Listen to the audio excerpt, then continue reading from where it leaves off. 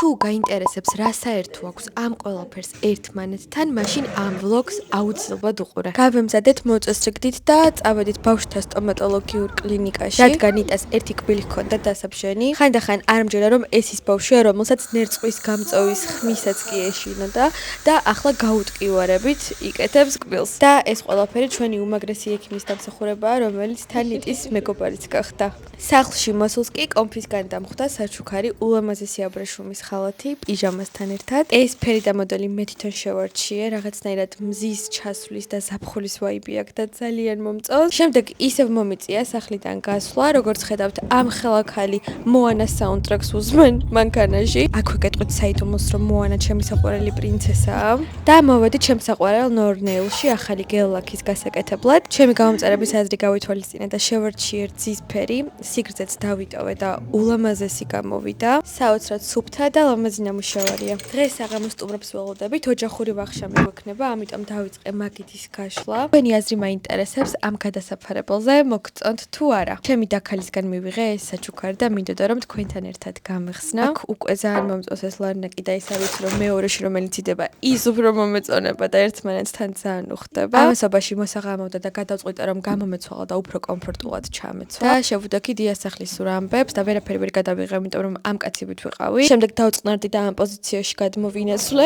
ბავშვებთან ერთად ვითამაშე სხვადასხვა თამაშები და ასე დასრულდა ეს დღე.